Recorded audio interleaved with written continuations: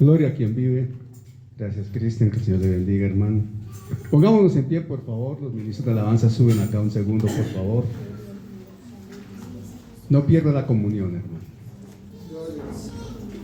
Recuerde que nosotros no somos ritualistas. Me explico. Para estar en comunión con Dios uno no tiene que estar así. Aleluya, aleluya, aleluya, aleluya, aleluya, gloria a Dios, aleluya. No, no, no. Eso es ritualismo y legalismo. Nosotros estamos en comunión de Dios porque somos templo del Espíritu Santo. Amén. Suban, por favor. Levante sus manos al cielo y dispóngase a adorar a quien vive por los siglos de los siglos. Le pido a nuestro director de alabanza, ministro de alabanza, Henry, que nos conduzca en el primer himno, primer tema que hoy escuchamos. ¿Quién se acuerda cuál fue el primer tema que escuchamos hoy? Llévanos al lugar santo. Exacto. Porque quien nos conduce al lugar santísimo es el Espíritu Santo. Y hay que estar en el lugar santísimo para adorar. Recuerda que tú no adoras en el atrio. Tú entras por los atrios con alabanza y alegría, pero tienes que avanzar para adorar plenamente en el lugar santísimo. Y eso es lo que estamos haciendo en esta tarde. Y este himno lo interpreta, lo declara con absoluta transparencia. Vamos a adorar, aleluya. Señor, llévame a tu al lugar santo, al altar de Dios. Señor, tu rostro quiero ver. Pásame la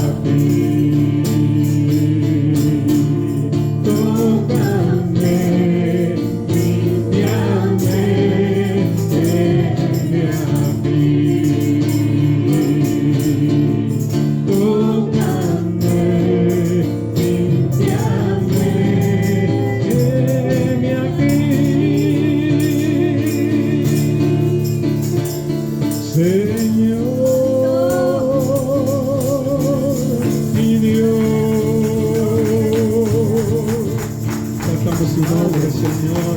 Merecedor de alabanza y de honra eres tú, Jesús. Amén, amén, gloria a Dios. Aleluya. Gracias, mis hermanos. Tomen su lugar, por favor. Todo nuestro ser está sentado en la silla, nuestro cuerpo. Pero todo nuestro ser está postrado ante el Rey de Reyes y Señor de Señores. Nuestro espíritu está en comunión con Él. Y ante Él nos humillamos, reconociendo su grandeza, su señorío y su majestad. Porque estamos en el lugar santísimo. Y no hay otra condición para estar en el lugar santísimo sino humillados ante Él. Amén. Y con esa reverencia, con ese gozo también y esa paz que sobrepasa todo entendimiento, esta tarde vamos a predicar la palabra. Normalmente los Jueves Santos, casi siempre, hay como un común denominador en los mensajes del Jueves Santo, y por lo regular se refieren a los hechos de Getsemaní. Casi siempre se toma la referencia de Getsemaní para ministrar la palabra los Jueves Santos. De hecho, recuerdo que hace un año yo me ministré un mensaje tomando como referencia a Getsemaní. Hoy vamos a tocar tangencialmente Getsemaní. El Señor me ha conducido por otra ruta para el mensaje de hoy, bajo el título La obediencia que me salva. ¿Cómo se llama el título? ¿Cómo se llama el mensaje? La obediencia que me salva. Así se llama el mensaje. La obediencia que me salva. No sin antes recordarles que nosotros acá en esta casa proclamamos las inescrutables riquezas de Cristo como fundamento de vida, perfeccionando a los santos mediante la instrucción bíblica para forjar creyentes maduros, idóneos y enteramente capacitados para la excelencia ministerial de toda buena obra. Amén. Amén. En este contexto, mis hermanos, cuando hablamos de la obediencia que me salva, no estoy hablando de la obediencia nuestra, porque nuestra obediencia no salva. A nosotros nos salva Jesucristo, que es diferente. ¿Sí me estoy explicando? Porque alguien puede decir que yo soy obediente y por eso soy salvo. No confundamos. Nosotros somos obedientes a Dios porque ya somos salvos, porque somos hijos de Dios y contamos con el Espíritu Santo. Antes de eso no hay manera. ¿Me estoy explicando? Es importante hacer esa claridad. Por ello, cuando estudiamos la persona de Jesucristo, cuando vamos a estudiar la obra de Jesucristo, cuando entramos en lo que es la obra y la persona de Jesucristo, estamos caminando en el hilo conductor de nuestra fe, de nuestra teología, de nuestra doctrina. Estamos en Semana Santa, la Semana Mayor, pero en términos generales de Santa no tiene nada. Jocosamente ya uno habla de Parranda Santa. Veníamos allí y en la esquina ya habían unos señores con botella oscura en mano y ya como que se caían, ustedes me entienden. Eso no tiene nada de santo. La gente sale a lugares de vacaciones, a divertirse, a relajarse. Eso no está mal, pero no tiene nada de santo según el contexto que uno quiere transmitir. Esto es una semana de descanso, hermano. Honestamente hablando, es una semana de descanso, de reposo, de vacaciones, y en ese contexto está bien. Pero la tradición y la costumbre la llaman Semana Santa. Y nosotros como creyentes aprovechamos ese contexto para predicar y ministrar la palabra en la verdad del Evangelio. ¿Verdad? En la verdad del Evangelio. Por ello, bajo el título La obediencia que me salva, eso es una verdad cristológica absoluta que marca la esencia de la salvación, porque vamos a hablar de la obediencia de Jesús en condición humana. La obediencia de Jesús en su condición humana. Mire, la tradición religiosa predominante a menudo se enfoca en una piedad externa, ritualista, centrada en el dolor físico. Ustedes saben que para estos días es normal ver gente subiendo de rodillas a un sitio como Monserrate, por ejemplo. Hay lugares del mundo como las Filipinas que la gente se flagela, se hacen clavar en una cruz, enviando un mensaje de dolor y quebranto totalmente equivocado, porque Dios no está pidiendo eso, ya Jesús lo hizo en la cruz, ¿verdad o no? Pero y los medios transmiten esto como una novedad, como qué entrega, qué amor a Dios. Mire lo que hace este hombre, mire lo que, ¿cierto? Mire lo que hace la gente en multitud. Suben, tocándose el pecho, arrepentidos, suben a Montserrat, a Guadalupe, yo no sé a dónde. En cada país hay su lugar santo de peregrinación. Eso no es lo que quiere el Señor. Ya lo hizo Él en la cruz. Pero esa es la tradición. Pero se centran en el dolor físico. Si ustedes observan, todas esas tradiciones están fundamentadas en el dolor físico. Hay que sufrir físicamente para agradar a Dios. ¿Se han dado cuenta de eso? Hay que sufrir físicamente. Mucho hay que estar uno flagelado, acabado, destrozadas las rodillas, destrozadas las espaldas, porque es la manera de agradar a Jesús. La Escritura nos cita en el Antiguo Testamento, en el Monte Carmelo, que los sacerdotes de Baal, ¿qué hacían ellos? También hacían algo parecido. Y se flagelaban, y se usaban cuchillos, y sangraban, y duraban hasta el mediodía. ¿Y qué hacía Elías? Mira, ¿dónde está su Dios? ¿Estará dormido? ¿Les decía así o no les decía así? ¿Estará dormido? No sé qué. Se burlaba de ellos. Y cuando le tocó a Elías, miren lo que pasó. Pero aún se conservan esas tradiciones. Aún se conservan esas costumbres. Y el mundo gira alrededor de esas tradiciones y esas costumbres.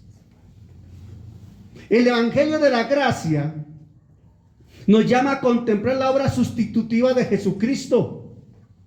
Amén. Desde una perspectiva trinitaria, porque somos trinitarios. Amén. Desde una perspectiva pentecostal, porque somos pentecostales. Amén. Evangélicos pentecostales. Y también desde una perspectiva dispensacionalista, porque nosotros aceptamos las dispensaciones, aquel espacio de tiempo en donde Dios se relaciona con el hombre de acuerdo a la época del hombre. Fue una manera como Dios se relacionó con Adán y Eva allá, la dispensación de la inocencia. Fue otra como Dios se relacionó con el hombre ya después de salir de Edén por el pecado, etcétera, etcétera. Hoy estamos bajo la dispensación de la gracia. Amén. La relación de la gracia por la obra del Espíritu Santo, y somos templo del Espíritu Santo. Amén. Amén. Todo esto para entender y aceptar que nuestra salvación es el resultado de un evento trágico, como lo quieren ministrar y mostrar muchos. Un evento trágico, tocó la cruz. Oh, fue qué terrible equivocación, como dijo Francisco un día. La cruz fue una equivocación. No, este es el resultado de un plan perfecto del Dios eterno y perfecto como Él. Amén. Ahí en Hechos se dice que estaba en el plan eterno de Dios, el plan perfecto de Dios. Hechos habla de eso. El libro de Hechos habla de eso. Un resultado de un plan perfecto que todavía está en desarrollo. Ese plan está todavía en desarrollo. Amén. Pero para que ese plan perfecto de Dios diera ese resultado, se necesitaba la obediencia perfecta de quien iba a ejecutar esa obra llamada Jesús, llamado Jesús. Pero no la obediencia como Dios, porque Dios no necesita aprender obediencia, sino como hombre, porque como hombre sí necesitó aprender obediencia. ¿Estoy explicando? Dirán algunos, pero el pastor no ha mencionado ningún versículo bíblico. Tranquilo, ya voy para allá. Ya voy para allá. Esa obediencia activa, perfecta, pero voluntaria, porque Él lo hizo voluntariamente como hijo de Dios en su condición humana. O sea que la humanidad de Cristo siempre me transmitió la idea de la sujeción al Padre, ¿verdad o no? Él siempre decía que Él siempre presentaba que Él hacía la voluntad del Padre. Un cuadro perfecto de esa relación de sujeción y respeto a la autoridad del Padre. Un cuadro perfecto en el ejemplo de Jesús de lo que nosotros debemos hacer ante el Padre también. Sujeción a la voluntad del Padre. Un cuadro perfecto de lo que la sociedad humana debe hacer en todo hogar. Los hijos sujetos a la voluntad de los padres. Amén, amén. Ya los hijos como que no quieren decir amén. Ya como que les cuesta decir amén. Sobre todo a la juventud, a la sociedad moderna. Esta generación le cuesta decir amén ante eso. uno le dice a unos chicos, hay que estar sujetos a la voluntad de los padres. ¡Uy, este cucho que está pasando! No, señor. Tenemos derechos. Nuestros derechos fundamentales. Y te rezan hasta te citan de memoria los partes de la Constitución Nacional. Es que el artículo tal de la Constitución Nacional dice tal. Es que el pronunciamiento de la Honorable Corte Constitucional en su fallo tal de tal fecha dice esto. Y se lo saben de memoria. Respetable. Pero no está enteramente así. Hay unos vicios allí. Entonces, estamos hablando de que Jesús, en su condición humana, necesitó aprender, padecer, para llegar a una condición de lo que cantábamos en el himno con el cual inició la alabanza, para llegar a la condición de sacerdote. Porque Jesús no se autoproclamó sacerdote. Él fue reconocido y establecido como sacerdote después de lo que hizo, no antes de lo que hizo. Y eso está perfectamente establecido, por ejemplo, en virtud de la ignorancia de la palabra, cuando uno va a Hebreos 2:10, 5, 1 al 10, por ejemplo. Allá están los pasajes que nos dan piso a esto que estoy citando. Hay que hablar del fundamento del sacerdocio y la naturaleza del mediador, que es Jesucristo, para entender lo que estamos diciendo. Vamos a Hebreos 5, 1, 3, por favor. Hebreos 5, 1 al 3. Le pido el favor a mi esposa, pongámonos en pie, por favor. Vamos a leer la Biblia, porque aquí sí leemos la Biblia. Nadie dijo amén. Aquí sí leemos la Biblia.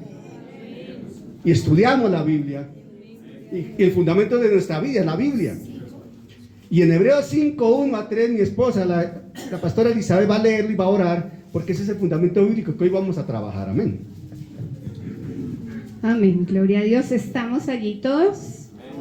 Leemos la palabra en el nombre del Padre, del Hijo y con la guía del Espíritu Santo. Amén. Hebreos 5, versículo 1.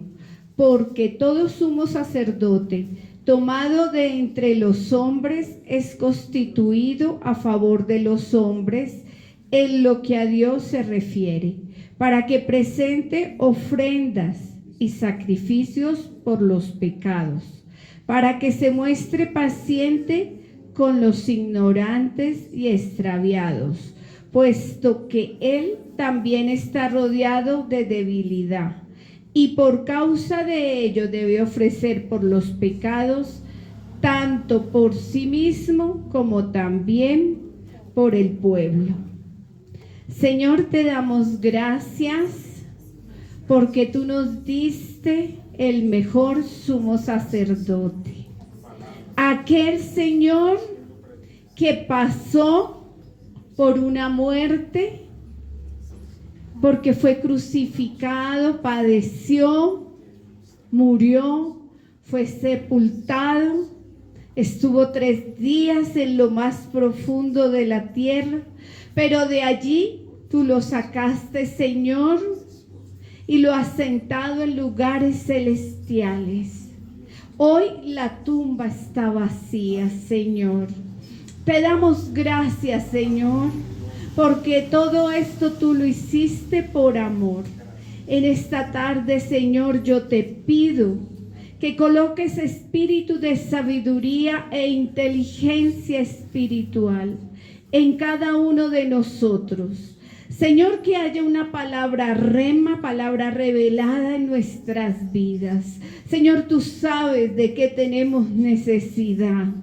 Yo te pido, Señor, que esta palabra que vamos a escuchar, esta enseñanza, quede grabada en nuestra mente, en nuestro corazón, pero que tú, Espíritu Santo, nos ayudes a ponerla por obra, que no seamos oidores olvidadizos. Ayúdanos a ser hacedores de tu palabra. Señor, yo coloco detrás de la cruz al pastor Daniel, Señor.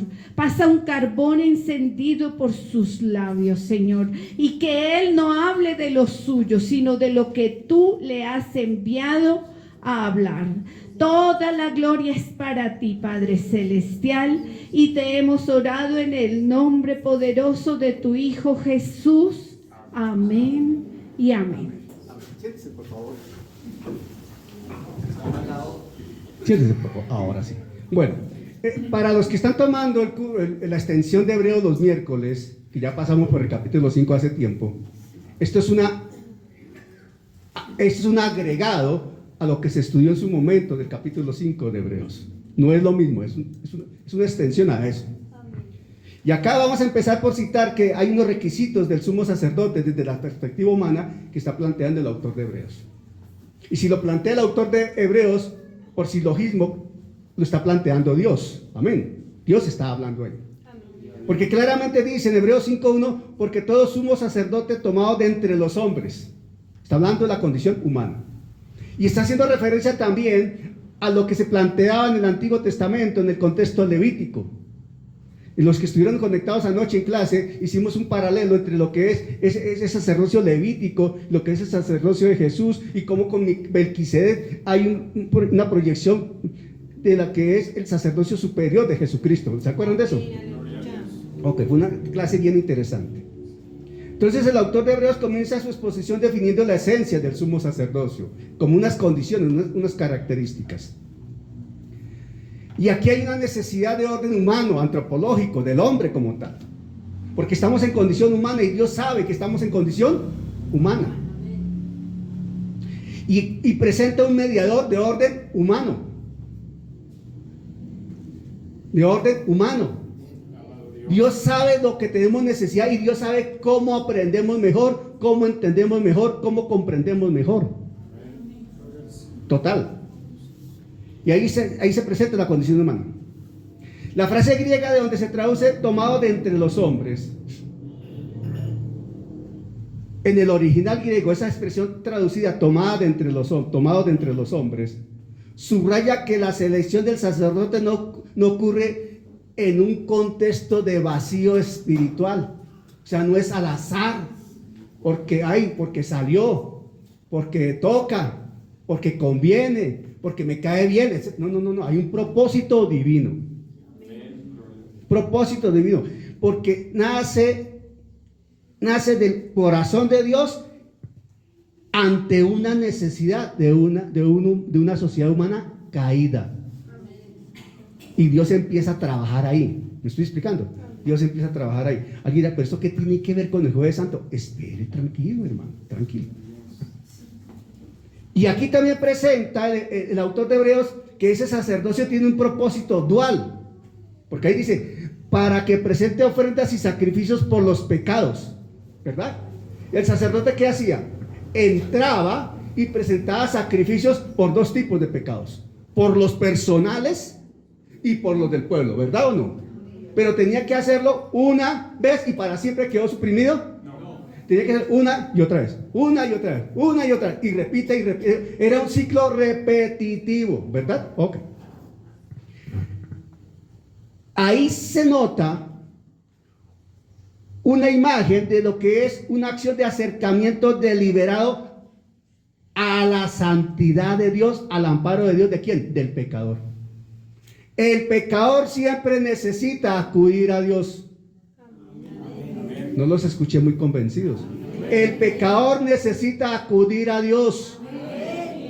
Y en el Antiguo Testamento Dios colocaba un mediador que era el sacerdote. Y para llegar a Dios soberano, el Padre, el trono de la gracia, nosotros debemos llegar por medio de un mediador que se llama Jesucristo, que es nuestro gran sacerdote. Amén. Entonces el sacerdote es como un puente para conectar a ese pueblo con Dios. Nuestro puente se llama Jesucristo, pero tenemos una característica: nosotros no estamos atrás del puente ni adelante del puente, nosotros hacemos parte del puente porque estamos en él. Amén. Perfecto. Y esa función, en lo que a Dios se refiere, habla de un plan divino orientada verticalmente, un plan vertical que coloca al hombre en posición hacia la justicia divina. Ojo lo que estoy diciendo. Una relación vertical, porque la relación del hombre con Dios no es horizontal. Amén. Nunca es horizontal, es vertical. Amén. Y para que el hombre se relacione con Dios, es vertical, pero nunca hacia abajo. Es hacia arriba. ¿Estamos de acuerdo con eso? Es esencial entender eso. Por eso levantamos las manos, justamente. Es una de las simbologías. Y ahí más adelante dice en el versículo 2, para que muestre paciencia con los ignorantes y extraviados. Para que pueda mostrar paciencia con los ignorantes y extraviados. Para que sea paciente. Uno de los mayores ejemplos de paciencia que el hombre puede conocer es la paciencia de Dios. Dios ha sido muy paciente con nosotros. Dios ha sido tan paciente con nosotros que envió a su Hijo a morir en la cruz. ¿Estamos entendiendo? Dios ha sido tan paciente con el hombre culpable que envió a su Hijo a morir en la cruz. Porque para Dios era fácil, acaba con el hombre y se acabó. Pero no, por amor envió a su Hijo. ¿De acuerdo? Ese término paciente que está usando ahí, en el verso 2, ese término paciente, desde el griego, de ahí se toma también lo que es un paciente en un consultorio médico, por ejemplo. Describe la capacidad de moderar las pasiones, evitando tanto la indiferencia como la ira excesiva ante el pecado. Dios se controla a sí mismo. O si no, acaba, hermano, con la gente. Sí. ¿Por qué se controla Dios? No solo porque sea paciente, sino porque Él es cumplidor de su palabra y Él espera que todos procedan al arrepentimiento. Amén. Y el sacerdote levítico estaba llamado a ser paciente.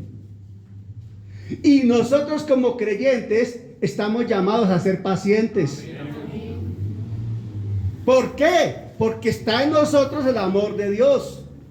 Cristo evidenció paciencia, hermano. Leímos cómo lo presentaron ante Pilato y ante Herodes.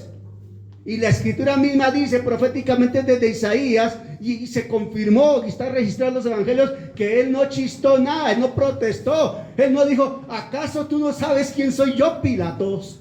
Tú no sabes que yo soy tu creador, yo te puedo mandar. Él no dijo nada de eso, él quedó callado. Porque era el propósito de Dios. Amén. Era el propósito de Dios. Entonces, en Cristo hay una capacidad de compasión que supera la concepción, el pensamiento, la capacidad humana de entendimiento. Hermano, la compasión de Jesús supera cualquier concepto que nosotros tengamos de paciencia y de amor. Absoluto, en pleno, total. Y no nace de una debilidad humana la compasión de Jesús. Como hombre estoy hablando, ¿cierto? Cuando hablo de Jesús estoy hablando como hombre. Nace de una identificación absoluta con la fragilidad humana. ¿Por qué se hizo hombre el Hijo de Dios? Para identificarse plenamente con el hombre en su debilidad y necesidades. Dios sabe, Dios conoce perfectamente y sabe cuáles son las debilidades de cada uno de nosotros. Amén. Dios conoce, Jesucristo sabe y conoce perfectamente cuáles son nuestras necesidades. Dios sabe en Jesucristo sabe y conoce perfectamente nuestras lágrimas, por qué se dan. Dios sabe, Jesucristo conoce perfectamente por qué le clamamos, le rogamos a Él. Dios sabe, Jesucristo conoce perfectamente cuáles son nuestras fortalezas, cuáles son nuestras debilidades. La matriz DOFA se llama, ¿cierto? La matriz DOFA, debilidades, oportunidades, fortalezas y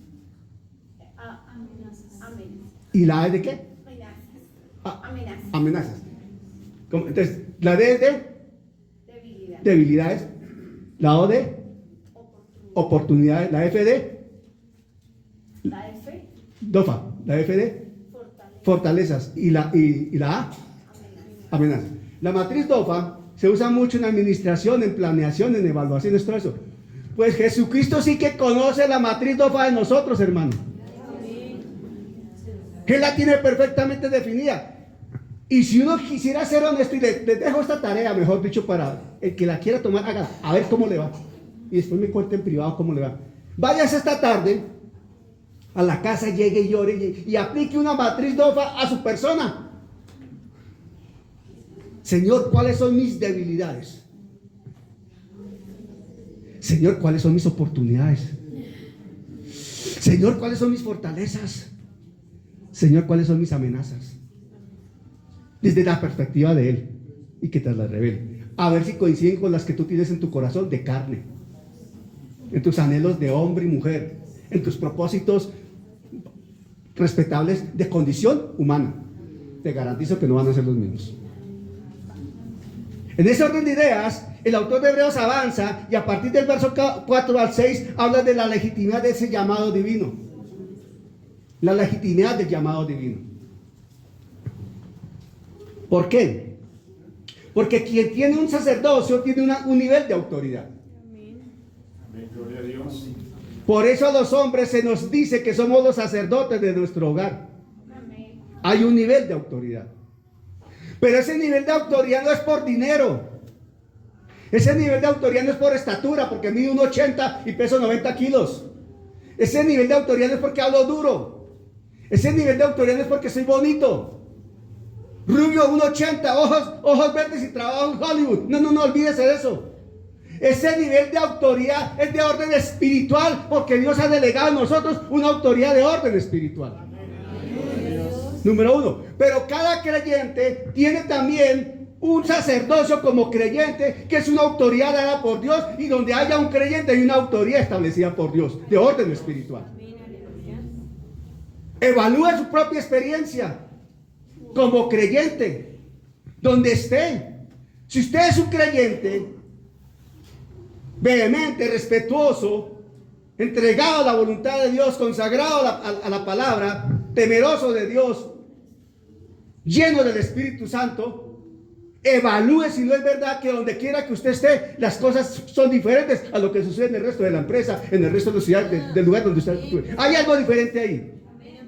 Hay una autoridad espiritual que está obrando ahí. Y dígame si no es verdad que cuando la gente del mundo está reunida, hablando sus vulgaridades, sus cochinadas, sus cosas del mundo, entra el creyente y saben que es cristiano, evangélico, lambeladrillo, como le quiera decir, pero entra el creyente, inmediatamente la gente se cae y comienza como, mira que llega el evangélico ese. ¿Por qué se callan? ¿Por qué no siguen en lo mismo? ¿Por qué no siguen a grito entero hablando vulgaridades? ¿Por qué no siguen burlándose? Porque la autoridad espiritual de uno nos hace callar y avergonzar. Eso se llama vergüenza, incapacidad de sostenerse ante la presencia del Espíritu Santo que va en cada uno de nosotros. Amén.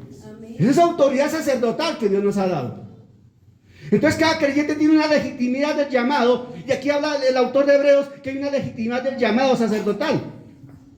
Y la autoridad sacerdotal no es una ambición personal, ojo. La autoridad sacerdotal no es una ambición personal. La autoridad del pastorado no puede ser una ambición personal, que yo me pongo ahí porque me gusta.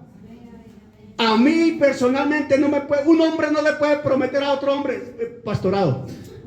Olvídese que un hombre, por más posición que tenga, le prometa a otro, uy hermano, ayuden, vote por mí hermano, y lo nombro pastor. Uy hermano, vote por mí Vicente hermano, vote por mí, le voy a la iglesia tal y lo pongo como pastor allá, yo lo respaldo hermano. Mentiroso el diablo, eso se llama manipular la palabra. Y peor el que cae y cree en eso, porque entonces ¿dónde está la luz de la palabra, la luz del Espíritu Santo? Porque hay una legitimidad en el llamado, y la autoridad sacerdotal no es una ambición personal, sino una vocación divina y establecida por Dios directamente. Porque ahí dice, y nadie toma para sí esta honra, sino el que es llamado por Dios. Verso 4. Como lo fue Aarón, llamado por Dios, reconocido por los hombres, pero llamado y establecido por Dios. Amén. El autor de Hebreos está enfatizando que la autoproclamación en el ministerio sagrado es una transgresión a la voluntad de Dios. Y Jesús es el mayor ejemplo de ello. Porque Jesús no se exaltó a sí mismo. Jesús no se exaltó a sí mismo. Él no tomó esa gloria para él. Porque esa gloria sacerdotal se la concedió el Padre. Y el autor de Hebreos está destacando eso justamente. El autor de Hebreos está destacando esa acción de Jesús. Miren lo que dice Hebreos 5:7. Y Cristo, Hebreos 5:7. Y Cristo en los días de su carne, ojo, en los días de su carne en condición humana.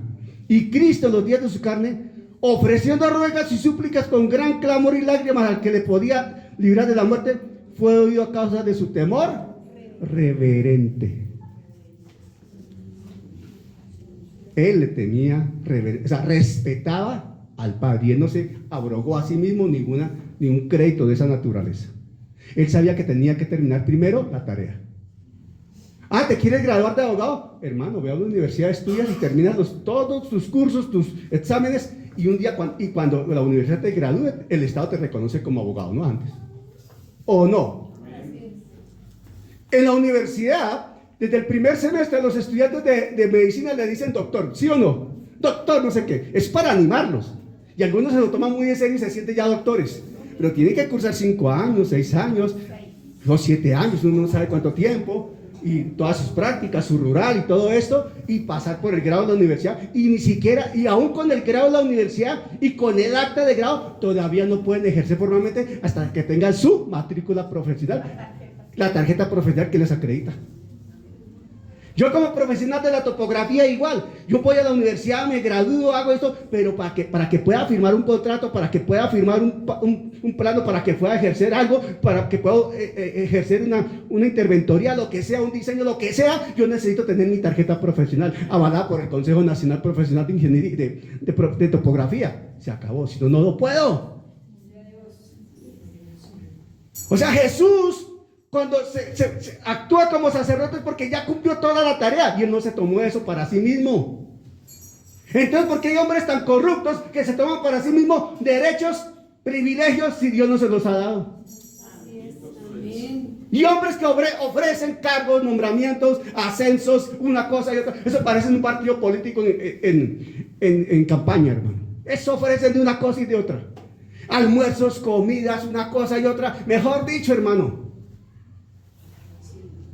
con tal de obtener un respaldo. ¿Y acaso el que respalda no es Dios? Amén. Si Dios respalda a usted, ¿para qué necesita hacer campaña para que lo respalden los hombres? Amén. Así es sencillo, hermano. Si a mí me respalda, yo no tengo que hacer campaña para que me respalden los hombres. Yo dejo que Dios me respalde. Se acabó. Sobre eso no pasa nada. Sobre ese respaldo nada lo puede superar, hermano. Y Cristo en los días de su carne, ofreciendo ruegos y súplicas con gran clamor y lágrimas al que le podía librar de la muerte, fue oído a causa de su temor reverente. Ahí, Hebreos 5:7 está haciendo alusión directa a lo que pasó en Getsemaní. Directo. Es el clímax de la obediencia de Jesús. Es la referencia máxima de obediencia que debemos seguir nosotros. Amén. Es el clímax de la humillación ante Dios y de la dependencia de Dios. Amén. Jesús, Hijo de Dios, necesitó doblegarse ante el Padre y ser perfeccionado con lo que sufrió para poder ser el Salvador tuyo y mío. Jesús necesitó pasar por el Getsemaní y beber la copa de la ira de Dios para poder ser tu Salvador y mi Salvador y ejercer plenamente el señorío como Señor tuyo y como Señor mío. Entonces, ¿por qué nosotros somos tan necios que nos queremos pasar por la faja todo esto? Entre por acá, sale por acá. No importa, hagámosle, hermano, no importa. Haga las cosas en orden. No, hermano, tranquilo, yo sé lo que estoy haciendo. Hermano, haga las cosas en orden, mire que... Hermano, y hace las cosas en desorden y tome, estrellase. Verbo y gracia, una impugnación. Ahí se estrellan. Por no hacer las cosas en orden. Amén. Entonces, cuando estamos hablando en el segmento de Hebreos 5 al 10, Es el corazón de nuestra reflexión sobre la obediencia que me salva. Ahí está el corazón de la reflexión. Es como si el autor corriera una cortina y nos dejara ver una película. Esa vida devocional de Jesús y su proceso de preparación para llegar a la cruz. ¿En dónde evidenció? ¿Cuál fue el examen de Jesús? Ojo con esto. Jesús estaba en el plan de Dios que viniera a hacerse hombre, ¿verdad o no? Amén. Ok. Nace de María, lo sabemos todos. Y desde pequeño empezó su tránsito que iba, o sea, ese tránsito humano, esa vida biológica de Jesús, empezó naciendo de María e iba a terminar en la cruz del Calvario, ¿verdad o no? Ok. Y padeció, sufrió una cantidad de cosas hasta llegar a la cruz, ¿cierto? Él tenía que llegar a la cruz. Necesitaba llegar a la cruz. Era prioritario llegar a la cruz. Entonces, fue un proceso de preparación. Fue un proceso de preparación y de ejecución de hechos para presentar el examen final. El examen final de Jesús se llamó la cruz del Calvario. Pero tuvo que pasar por Getsemaní. Y ahí se vio la condición humana de Jesús, identificado plenamente con cualquiera de nosotros. Con cualquiera de nosotros. Porque se presentó una agonía en los días de su carne. Una agonía en los días de su carne. Miren, verso 7. Y Cristo, en los días de su carne, ofreciendo ruegos y súplicas con gran clamor y lágrimas, esa primera parte, ofreciendo ruegos y súplicas con gran clamor y lágrimas, en los días de su carne, en su condición humana, ofreció ruegos y súplicas. Número 1, desde el griego, en los días de su carne, está hablando técnicamente de la vida terrenal, bajo las limitantes humanas, porque Jesús como hombre, y él siendo Dios en condición de hombre, tenía limitantes de naturaleza humana, ¿verdad o no? Estaba en un cuerpo humano y tenía limitantes humanas. Claro, de eso habla Efesios cuando dice que él se despojó a sí mismo, porque no podía obrar como Dios porque estaba en una condición de hombre. Claro, él está en una condición de hombre, por eso él lloró, sufrió, etcétera, etcétera. Seguro que él de niño se machucó, también lloró porque se machucó y se le puso negro el dedo, hermano, no crean. Que porque el Hijo de Dios entonces no se le puso negro el dedo, no. Él sufrió lo que sufre cualquiera de nosotros, porque es el ejemplo normal de cualquiera de nosotros. Amén.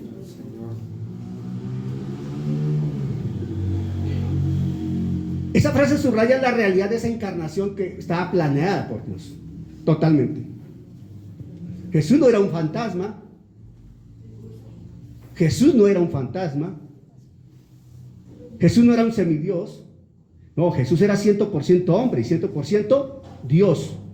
Y él aprendió a tener dolor y sufrimiento, angustia y tristeza como hombre. Pero cuando habla la palabra hay de ruegos y súplicas, está hablando de una intensidad que a veces uno no logra dimensionar, hermano. Hablamos que le sudaba, que tenía sudor como de sangre, sí, médicamente eso es un hecho real, pero va mucho más allá. La expresión griega que se traduce ruegos y súplicas, miren, esa ruegos y súplicas viene, ojo con lo que les voy a decir, viene de un término griego que originalmente presenta un cuadro de una rama de olivo envuelta en lana blanca, que las personas llevaban ante la autoridad, ante el rey correspondiente para suplicar algo. Era la costumbre de la época.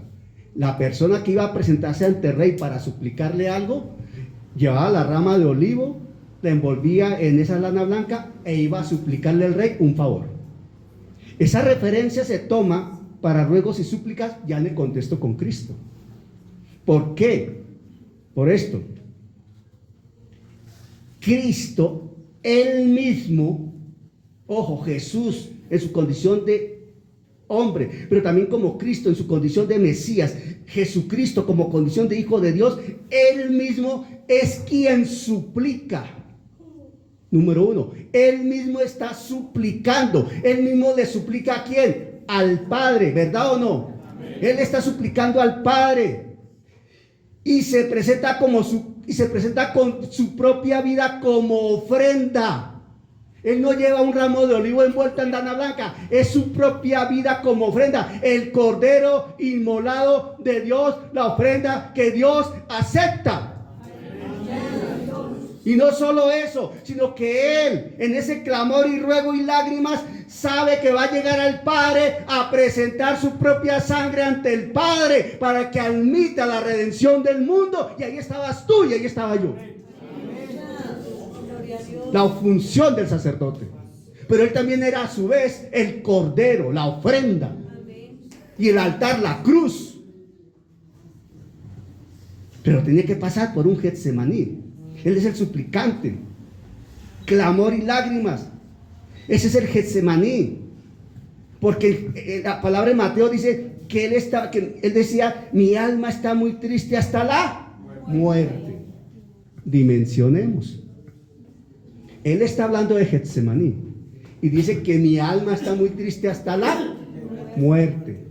Por favor, dimensionemos la expresión.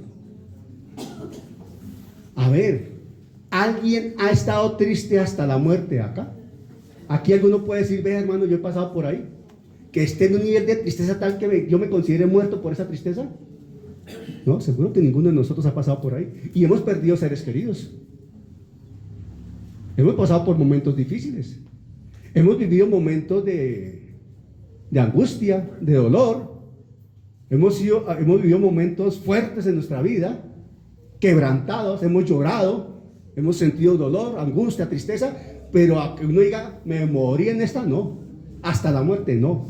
O sea, es una dimensión que ningún hombre en sí mismo puede experimentar. ¿Por qué? Porque ningún hombre en sí mismo puede experimentar el peso de la responsabilidad de salvar la humanidad. Solo Jesucristo la podía vivir. ¿Me estoy explicando? Y oída, y además el autor de Hebreos dice, Jesús fue oído a causa de su temor reverente. Eso lo dice, ¿verdad? Fue oído a causa de su temor reverente. Alguien podría preguntar con propósito no santo: si Jesús pidió ser librado de la muerte y él así fue crucificado, ¿en qué sentido fue escuchado por el Padre entonces? ¿Sí o no? A ver, si. Y él clama, Señor, ten misericordia de mí. Oído a causa de su temor reverente, pero igual fue sacrificado. Vamos para allá. Atención, 3 cosas aquí muy importantes. Escuche.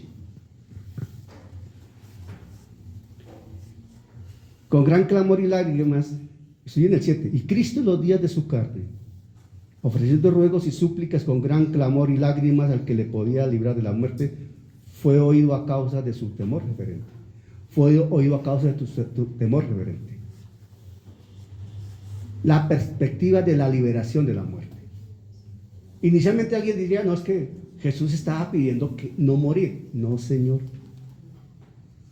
Yo al comienzo lo pensé de esa manera porque la primera vez que yo escuché una enseñanza de Getsemaní y eso, quien enseñó eso dijo que Jesús estaba temeroso de la muerte y que le clamó al Señor no morir. Equivocación, eso no dice la palabra. No es por ahí. Jesús dice en los mismos evangelios que Él vino a cumplir la voluntad del Padre, ¿sí o no? Jesús dice que tenía que cumplirse lo que las profecías decían de Él, ¿sí o no? Entonces, ¿cómo es que Él iba a pedir que no pasara por la muerte? Es un contrasentido, o sea, no, eso no dice la Escritura. Eso no está hablando la Escritura. Entonces, la liberación de la muerte es lo siguiente: Dios no lo libró de pasar por la muerte. ¡Ojo! Dios no lo libró de pasar por la muerte, sino que lo libró de entre los muertos mediante la resurrección, porque Él lo resucitó y no lo dejó muerto para la eternidad. ¿Me estoy explicando? Jesús no murió para quedar muerto, separado de Dios por la eternidad en el lago de fuego, porque eso es lo que sucede con quien muere alejado de Dios. La muerte, bíblicamente vista, es separación, y aquí en este contexto contra Dios es separación de Dios. La muerte habla de eternidad, separado de Dios, por eso el infierno y el lago de fuego. ¿Me estoy explicando? La palabra habla de la primera muerte y de la segunda muerte, ¿sí o no? Y la segunda muerte es ser echados en el lago de fuego. Apocalipsis 20 lo dice. Y cualquiera está, cuando a mí me enseñaron la primera vez, Jesús fue librado de la muerte por esto y por esto. Tuvo miedo porque los hombres tenemos miedo. No, eso no es lo que dice la Escritura. Por eso hay que estudiar un poquito. Eso no es lo que dice la Escritura. Lo que dice la Escritura es que Jesús murió, pero el Padre lo resucitó. El Padre lo resucitó porque el Padre es todopoderoso, y como Dios no podía morir. ¿Me estoy explicando? En segunda instancia, la sumisión de la voluntad. Atención. Cristo no pidió una evasión cobarde. Cristo no quiso sacar el cuerpo a su responsabilidad. No. No. Jesús tenía claro a qué había venido. Jesús tenía claro qué debía hacer. Jesús tenía claro que iba a ir a la cruz. Jesús tenía claro que debía bajar a una tumba. Él lo sabía. Pero ahí lo que está diciendo es que Cristo no estaba evadiendo su responsabilidad cobardemente, sino que estaba suplicando fortaleza para cumplir la voluntad del Padre. Él sí reconoció su debilidad humana y acudió a la fuente que lo podía fortalecer, Dios. Voy a poner un ejemplo y tomo como referencia, con todo respeto, a las mujeres. Y lo digo porque en el contexto doctora, en el contexto del estudio del dolor, el umbral de dolor de un parto, los hombres no podemos tener esa experiencia jamás, obvio, no lo podemos. Pero sí se sabe que una mujer, una de las máximas expresiones de dolor para una mujer por lo menos es un parto, ¿verdad o no? Es un parto. Y hay ayudas para que la mujer no sufra, no sienta tanto ese dolor con tal de traer esa criatura al mundo, ¿verdad o no? Hay ayudas. Pero le garantizo algo, hermano. Dios, como Dios de vida, Dios que planeó en la mujer y puso esa fuente de gracia y de amor y de vida en el vientre de la mujer, Dios le da fortaleza a la mujer para que traiga ese bebé al mundo. Aunque duela. Es algo sobrenatural, sí, porque es la gracia de la vida que solamente Dios conoce en la mujer, porque Él fue el que creó a la mujer con ese propósito, ser madres. Hay ayudas a los médicos, ahí, no sé, les pondrán algunas, sí hay algunas cosas, pero hay momentos en que no hay opción, tocó así, ¿o no, doctora? Hay momentos que no hay opción, tocó. Mi esposa ha atendido más de 150 partos. ¿Te ha tocado atender partos sin esas ayudas, mami? Así en vivo y en directo y sin... Bueno, ella misma. Dios acudió a fortalecer a Jesús. Y es un cuadro que nos dice el Señor, que nosotros tenemos una debilidad en el contexto humano. Y tendremos que acudir a Dios para que nos fortalezca para cumplir su voluntad. Porque sabemos que hay que cumplir la voluntad de Él. Y a veces nos cuesta, hermano. Nos cuesta. Honestamente, levanten la mano quien está entendiendo. Nos cuesta, hermano, nos cuesta. ¿A quién vamos a acudir? Vecino, hermano, ayúdeme, que es que tengo... No, hermano, vecina, ayúdame. No, mami, ayúdame, ni siquiera así, mami, ayúdame. A lo máximo, mami, ayúdame a orar. Que ella, como mi esposa, tal vez no logra dimensionar el dolor que hay en mí, en la angustia. Y en este momento, por ejemplo, estamos pasando por circunstancias no de angustia ni de dolor, pero sí de clamor para que Dios haga justicia, deje todo en luz y se hagan las cosas honestamente y la iglesia tome un rumbo como Dios lo desea. Porque no estamos con rivalidades humanas, no estamos ofendiendo a nadie, no estamos ofendiendo a ninguna persona o grupo, nada. Estamos diciendo, hágase las cosas honestamente y en orden. Señor, pon orden, saca las cosas a luz, pon orden, Señor. Y eso a uno le carga el corazón, lo hace llorar, lo hace gemir, lo hace a uno a uno de verdad que uno tiene a veces momentos, Señor, ¿qué va a pasar? Pero tú estás en control, Señor. Saca a luz lo que tengas que sacar a luz, mueve lo que tengas que mover, pero que la iglesia tome un rumbo correcto, que no se tapen las cosas sucias, sino que todo salga a luz, se haga correctamente y se honre tu nombre, Señor. Ahí cuando uno acude a orarle a Él, a llorarle a Él, a clamarle a Él, porque necesitamos la fortaleza que solo Él puede dar. Y si Jesús oró al Padre para ser fortalecido para ir a la cruz, ¿quiénes somos nosotros para ignorar esa fuente de gracia? ¿Te crees más que Jesús? ¿Que no necesitas ir a la fuente de gracia? ¿Te crees más que Jesús? ¿Que no necesitas clamarle al Padre por gracia y amor? ¿Te crees más que Jesús, más fuerte que de Él? No, necesitamos de esa fuente de gracia. Y quien está sentado en el trono de la gracia es aquel que pasó por el Getsemaní, Jesucristo mismo, la fuente de toda gracia y todo favor. Y a Él clamamos, a Él gemimos, ante Él vamos y a Él le creemos que Él es el que hace justicia. Porque ante los ojos de Él nada queda oculto. Nada queda oculto. Y finalmente la verdad sale a luz.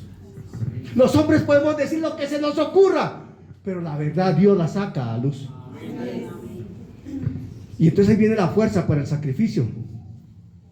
Porque fue escuchado porque recibió la fortaleza espiritual para beber la copa del juicio divino sin desfallecer. Jesús sabía que iba a beber la copa del juicio de Dios. ¿Cuál copa, pastor? El pecado del mundo sobre él. ¿Te parece poco? Isaías dice en 53:4, creo que dice que Jehová cargó sobre él. ¿No dice eso? ¿Qué es cargar sobre él? Perdón, no es esto. Cárgalo. No. Jehová cargó sobre él todo el peso de los pecados de la humanidad. Y no es un peso físico, es un peso espiritual. Todos los pecados de la humanidad, empezando por la desobediencia de Adán, fue cargado sobre Jesús en la cruz del Calvario, nada más ni nada menos. ¿Y sabes qué? Tú y yo teníamos nuestros granitos de arena en ese bulto que le pusieron a Jesús. Así es. Amén. No estamos excluidos. Por si de pronto. Por eso dice el autor de Hebreos, ahí en Hebreos 5:8, y aunque era hijo, Hebreos 5:8, fíjese lo que dice ahí. Fíjese lo que dice ahí, por favor. Y aunque era hijo, por lo que padeció, aprendió ¿qué? La obediencia. Ojo, la secuencia que llevamos. Y aunque era hijo, por lo que padeció, aprendió la obediencia. Ojo, por lo que padeció. Te tocaba pasar por ahí. Era el plan de Dios. Aprendió la obediencia. Mire, hermano, esa es una de las declaraciones más duras y profundas de la cristología, de la teología del Nuevo Testamento. No quiere decir, y hago esta aclaración porque es importante entenderlo. O sea, estoy hablando de esto y esto es cristología profunda, hermano. Eso no es cualquier cosita, esto es cristología profunda. No está diciendo el autor que Jesús fuera desobediente. Ojo, no está diciendo el autor que Jesús fuera desobediente y necesitaba corrección y disciplina para aprender a ser obediente. No, no estaba diciendo eso. ¿Por qué lo aclaro? Porque hay gente que enseña así. Es que Jesús, como era hombre, tenía por sus delicias y era desobediente. ¡No! Porque Jesús era un hombre sin pecado. Amén. Cuidado con esas enseñanzas falsas. No implica que Jesús fuera desobediente y tuviera que corregirse, sino que en su humanidad tuvo que experimentar el costo real de la desobediencia. Él vivió en su humanidad las consecuencias de la desobediencia, el dolor de la desobediencia y la corrección de Dios al desobediente. Él vivió en su carne lo que tú y yo vivimos por desobedientes y lo que Dios hace en su disciplina para corregirnos. ¿Te estoy explicando? Por eso Él nos conoce muy bien y acudimos a Él, porque Él sabe cuando llegamos a Él de qué estamos hablando. Él te podría decir, Henry, yo sé de qué me estás hablando, yo pasé por ahí. No es que yo tuve que ser corregido también. por los hombres, por ti mismo. Yo sé que me estás hablando. Señor, me equivoqué. Fíjese. Y el Espíritu Santo trae convencimiento, uno se arrepiente, pide perdón, el Señor lo consuela, lo fortalece y le da la salida. Pero si te mantienes en el orgullo de creer que tú eres perfecto, que el equivocado es el otro o los otros, que tú no te has equivocado, si pretendes transmitir la idea de que tú eres santo, santo, santo y que tú no te equivocas, que los equivocados son todos los demás, pero tú no, hermano, te estrellas con Dios porque te estrellas, hermano. Por soberbio y orgulloso, por necio y tosudo. Porque cuando uno no quiere reconocer que falló, que se equivocó, que necesita corregirse, eso se llama orgullo y vanagloria, y Dios le tiene que bajar el moño, le va a dar duro. Y cuando Dios le da a uno aquí, hermano, este pechito pasó por ahí, yo sé de qué estoy hablando. Yo sé lo que es cuando Dios le da a uno aquí en la nuca y le baja la cabeza por soberbio. Yo sé lo que es cuando Dios lo humilla a uno por soberbio. Yo sé lo que es uno ser arrogante ante Dios y que Dios le tenga que uno bajar la cabeza. Te humillas porque te escogí para que me sirvas y aquí se hace lo que yo te ordene, no lo que tú quieras. Y es como si el Señor estuviera ahí con su mano de poder. Mira, no me provoques a más, porque lo que te estoy diciendo es que tú me perteneces y tú haces lo que yo te diga, como yo te diga, no cuando tú quieras. Y sencillamente este pechito que dijo, sí, Señor, entiendo. 3 veces. Y la tercera, moqueado y todo, sí, Señor, lo que tú digas yo lo hago. Yo sé de lo que estoy hablando. Y hay muchos hermanos que les cuesta reconocer que se han equivocado. Y como te cuesta reconocer que te has equivocado y el Señor te lo dice de una y de otra manera, llega el momento en que Dios te tiene que llamar, venga para acá. Y cuando Dios hace esto, simbólicamente, venga para acá. Venga para acá, mi hijo. En mi casa, cuando mi papá hacía esto, ay, hermano, por más que corra, que te alcanza, te alcanza. Cuando doña Teresa bajaba, la que estaba en la cocina, una anchita como de 30 centímetros de larga, rojita, ya desgastada por el tiempo, cuando doña Teresa cogía esa, ¡ay, que salga corriendo! Y se metía uno debajo de la cama, pues entonces doña Teresa decía, tranquilo, mijo, que de ahí va a salir, pero igual tengo el palo de la escoba. Y empezaba uno a hacerlo y que lo sacaba. Gracias a Dios por ese papá y por esa mamá, porque somos correctos en gran medida a esa disciplina. Hoy eso no se puede hacer, hermano, porque te demandan. Es más, a mí me podrían demandar por haber hecho esto, por estar incitando a la violencia doméstica. Llega un momento en que provocamos tanto a Dios, hermano, que Dios nos tiene que corregir. Jesús sabía que necesitaba que Dios le extendiera su mano de gracia, y por eso padeció para aprender ¿qué? La obediencia. La obediencia de Cristo pasó de ser una disposición eterna en la Trinidad a ser una realidad probada en la historia humana. Aquí Él probó lo que es la obediencia y nos la dejó como herencia y testimonio. Ojo, nos la dejó como herencia y ¿qué? Y testimonio. Nosotros no hablamos de obedecer porque el vecino, porque el pastor, porque no, hablamos de obedecer porque Jesús es nuestra referencia. Lo que sucede, mis hermanos, y ojo con lo que estoy hablando acá, la obediencia no es un conocimiento teórico. Tú no me muestras a mí que eres obediente porque me repitas de memoria 45 versículos que hablan de obediencia y tú digas amén, gloria a Dios. No, Señor. Tú me muestras a mí que eres obediente si te veo viviendo la palabra como corresponde. Así te sepas un solo versículo. Así no me repitas ningún versículo.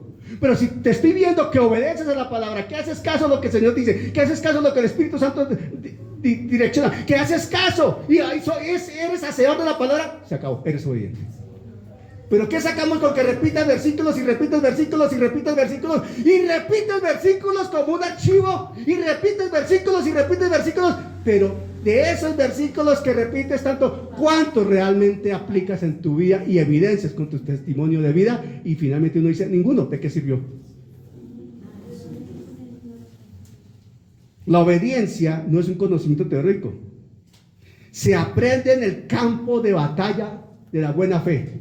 Se aprende en el campo de batalla de la fe. ¿Por qué? A través de las pruebas y los sufrimientos. La obediencia la aprendemos en la prueba, hermano. A ver, hermano, cuando estamos con dificultades en casa, económicas, por ejemplo, tu obediencia, a ver, ¿se va a ver afectada o se va a fortalecer? A ver, cuando hay circunstancias difíciles en casa, está a prueba tu fe. A ver, ¿vas a seguir obedeciendo? Es el mismo nivel de obediencia cuando tú no necesitas nada porque la alacena está llena, tienes dinero en el banco, llega el pago, llega la mensualidad, las deudas están al día o tal vez no tengas deudas, tienes casa, carro y beca, todo está bien, te abraza todo el mundo. Pero qué obediencia tan chévere. Ahí es muy fácil obedecer, ¿no? Pero ¿sabes qué? Mucha gente se le olvida obedecer ahí también. Porque ni siquiera da gracias a Dios y muchos hasta dejan de venir a la iglesia porque están ocupados con sus negocios. Y en el otro extremo, tampoco, porque como estoy buscando trabajo, estoy mirando a ver cómo soluciono los problemas y se olvidó del trono de la gracia. Entonces cuesta obedecer. En cualquier etapa de la vida y condición que estemos, cuesta obedecer. Porque para obedecer nos toca olvidarnos de la condición humana y entender que dependemos de Dios. ¿Me estoy explicando? Entonces hay que saber que estamos siempre en prueba, tentaciones, circunstancias, y está claramente ahí presentado en la Escritura. Y Cristo aprendió lo que significa obedecer cuando la carne gime.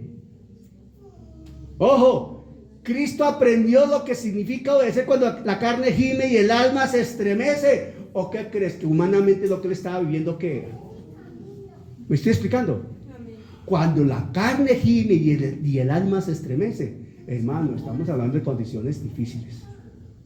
Esta obediencia probada es la que garantiza nuestra salvación, la obediencia de Jesús. Gloria a Dios. Porque él fue obediente y él solicitó, clamó a Dios para que le ayudara a no desfallecer en esa obediencia que él tenía que cumplir. Entonces es cuando se habla de la perfección del autor de la salvación, Hebreos 9 y 10. Voy terminando con esto. Y habiendo sido perfeccionado, 9 y 10. Y habiendo sido perfeccionado, vino a ser autor de eterna salvación para todos los que le obedecen. Ojo, lo vuelvo a leer. Estamos ahí, ¿verdad? No, mi pastor, perdón. ¿Cuál es la 5:9 de Hebreos. 5:9. Hebreos 5:9. Amén. Y habiendo sido perfeccionado. Mire todo el relato. Atención, mire. Sigan la secuencia de Hebreos 5. Por favor, sigan la secuencia de Hebreos 5 desde el 1. Mire cómo se va desarrollando para llegar al 9. Ojo con ese conector y habiendo sido perfeccionado. Y ese verbo haber, es un pasado presente continuo. Es algo que se cumplió en el pasado, pero es vigente en el presente. Me estoy explicando. Se dio, aconteció, pero está vigente hoy. Y habiendo sido perfeccionado, vino a ser autor de eterna salvación para todos los que para todos los que le obedecen. No todos los que obedecen, cuidado, todos los que le obedecen. Hay una notoria diferencia, hermano Cristian, entre decir en este texto todos los que obedecen a todos los que le obedecen, porque aquí el obedecen está relacionado estrictamente a Jesús. ¿Sí me explico? Todos los que le obedecen, ¿a quién? A Jesucristo.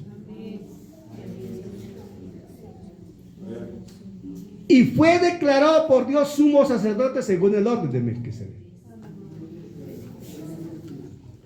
Entonces el resultado de ese proceso de sufrimiento, de dolor, de angustia y obediencia para que Jesús fuera constituido, declarado, aceptado como Salvador, aquí el término es perfeccionado.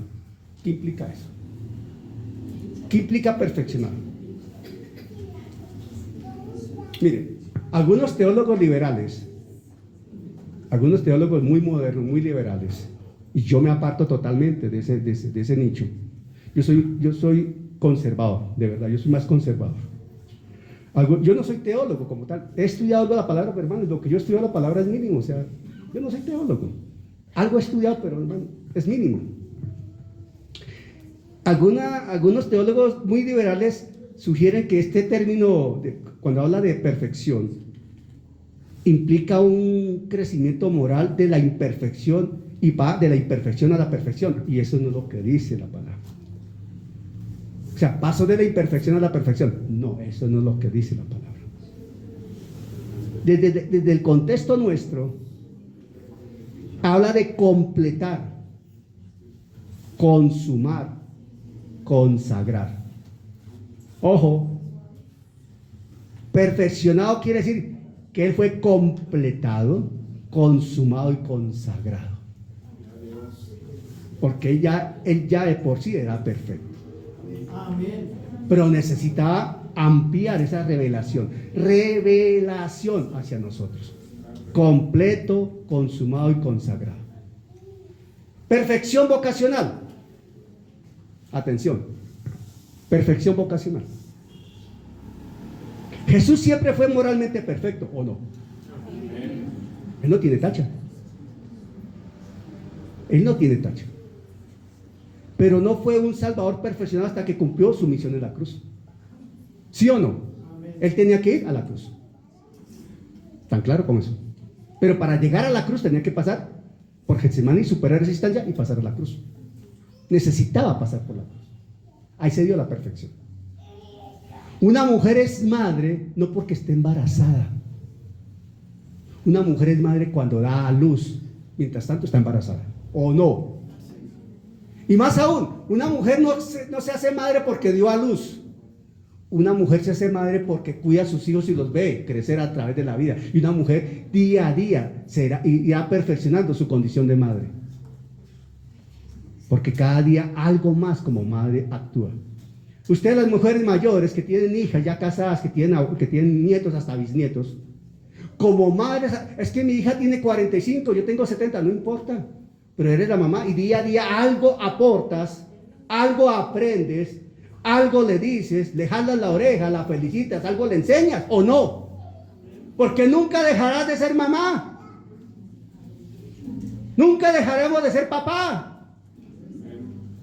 Pero nosotros como humanos sí nos perfeccionamos día a día. Aprendemos día a día. Dios como Dios no necesita aprender día a día, porque Él es perfecto de la eternidad a la eternidad. Amén. Capacitación sacerdotal. Esos sufrimientos de Jesús, esas experiencias únicas de Jesús, lo equiparon, prepararon y proyectaron para ser el sumo sacerdote que se puede compadecer por nosotros. ¿Por qué? Porque el Padre, en virtud de eso, lo declaró sumo sacerdote según el orden de Melquisedec. Y según el orden de Melquisedec, porque Jesús venía de la tribu de Judá y no tenía derecho a ser sacerdote en el contexto levítico, porque Jesús no venía de la tribu de Leví, sino de Judá. Pero la declaración, el hecho de aparecer Melquisedec le da un favor divino que dice: yo te declaro, porque dice que Jesús fue declarado por el Padre, no por ley mosaica. Y hay un cumplimiento de la meta, porque Él llevó la obediencia hasta su objetivo final, la muerte de cruz. Hermano, nuestra obediencia tiene un punto final. Nuestra obediencia, varón, tiene el punto final cuando Dios nos llame a su presencia o arrebate la iglesia. Hasta tanto se de eso, día a día se va perfeccionando nuestra obediencia, porque día a día hay retos, día a día hay situaciones, día a día hay tentaciones, día a día hay circunstancias, día a día debemos crecer, madurar para dar fruto, día a día estamos en ese perfeccionamiento de nuestra vida misma, amén, hasta que el Señor nos llame o se lleve a la iglesia. Por eso en Hebreos 2.10, y terminamos con esto.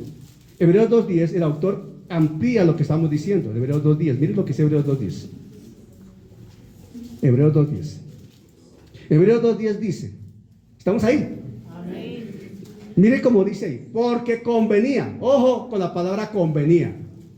De alguna manera todos entendemos la expresión convenía, ¿cierto? Para no entrar en explicaciones exegéticas. Porque convenía a aquel por cuya causa son todas las cosas, o sea, al Padre, ¿verdad? Porque convenía a aquel por cuya causa son todas las cosas y por quien todas las cosas subsisten, que habiendo de llevar muchos hijos a la gloria, refiriéndose a Jesús, que habiendo de llevar muchos hijos a la gloria, esa expresión se refiere a Jesús, perfeccionarse por aflicciones al autor de la salvación de ellos. O sea, está hablando de Jesús. Perfeccionarse por aflicciones al autor de la salvación de ellos. O sea, a Jesús. Entonces ese término convenía sugiere que ese plan no fue un plan B de Dios. Estaba en el plan de Dios. Dios no tiene plan B. Dios tiene un solo plan. Y ese plan se llama propósito. Dios no tiene plan.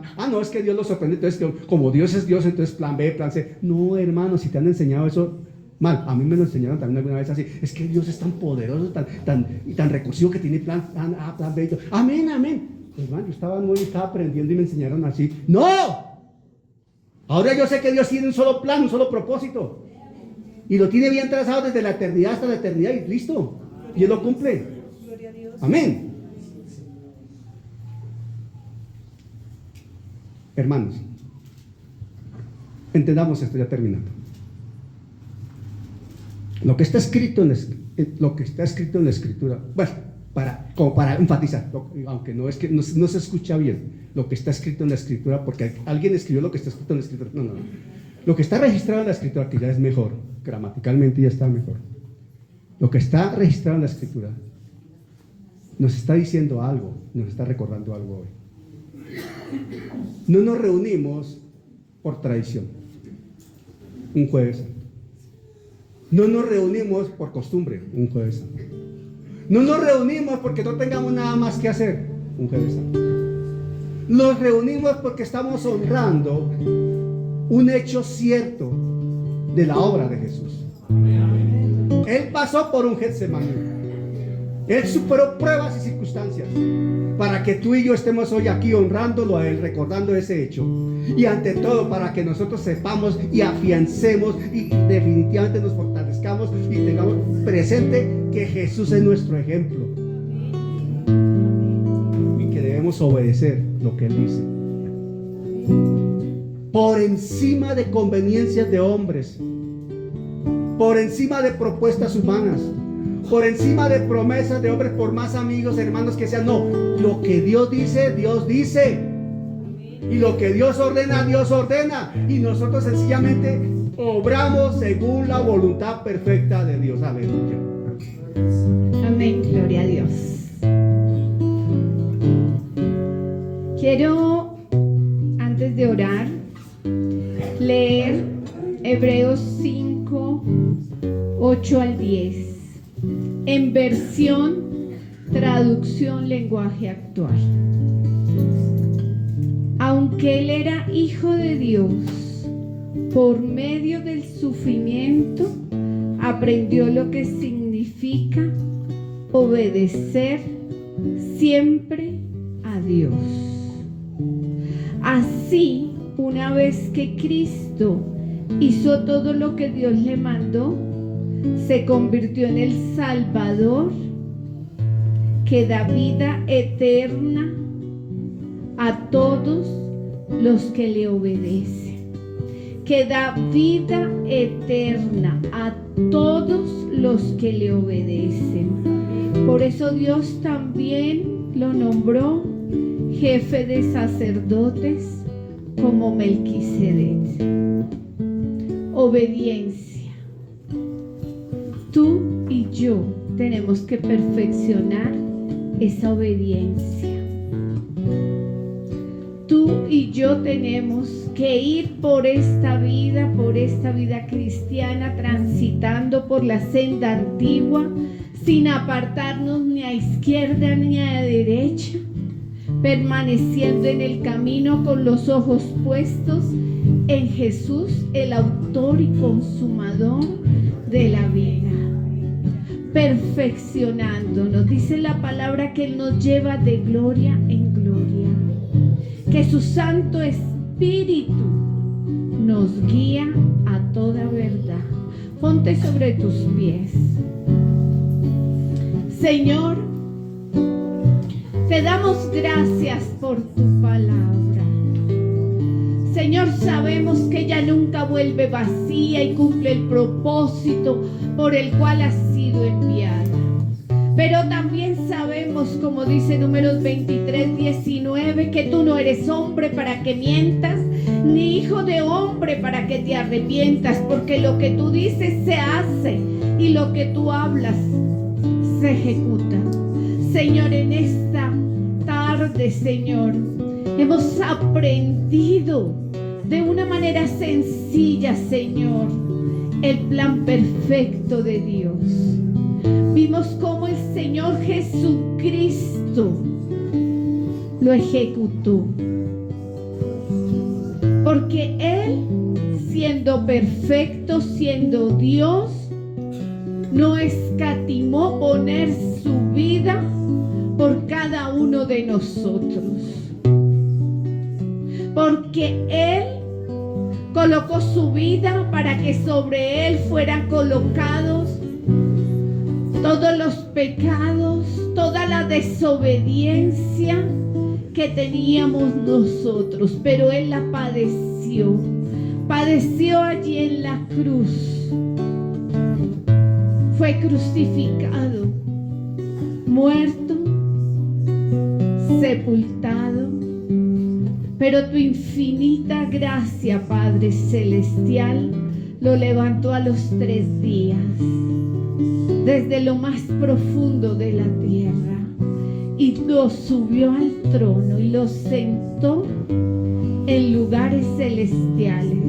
Y esa es la promesa que tenemos para aquellos que creemos, que recibimos esta palabra. Si usted ha venido hoy por primera vez y quiere recibir al Señor Jesucristo, o quiere ponerse a cuentas con Él, haga esta oración desde donde usted está. Vamos a recordarla todos. Vamos a repetir: Señor Jesucristo, yo te reconozco. Vamos, hagámoslo en voz alta. Señor Jesucristo, yo te reconozco como mi único y suficiente Salvador. Perdona mis pecados. Yo me arrepiento. Te pido, Señor, que tu sangre preciosa limpie mi vida. Que tu Santo Espíritu me selle. Por favor, Señor, escribe mi nombre en el libro de la vida y nunca lo borres. Gracias, Padre, por hacerme tu hijo. Haz de mí la persona que tú quieres que yo sea. Gracias, Padre Celestial. Señor, yo te doy gracias porque hace más de 2000 años se pagó un precio de sangre. Yo te doy gracias porque fue por amor y derramaste hasta la última gota. Y hoy tenemos promesa para ir al cielo, a la vida eterna, a esa patria celestial que cantamos, para estarte adorando y alabando por la eternidad. Yo le voy a pedir el favor a mi hermano Henry que pase por aquí. Vamos a estar cantando esa patria que nos espera.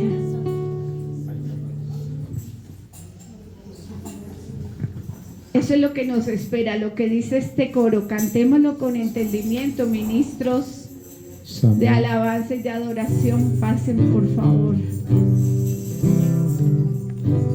Samuel.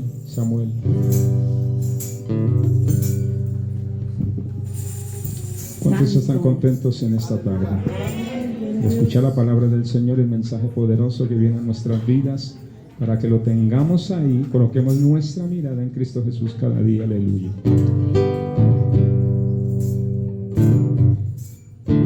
Hay una patria que y quiere darnos amor de verdad. Hay una patria que Cristo ofrece y quiere darnos amor de verdad. Pero sin fe no podemos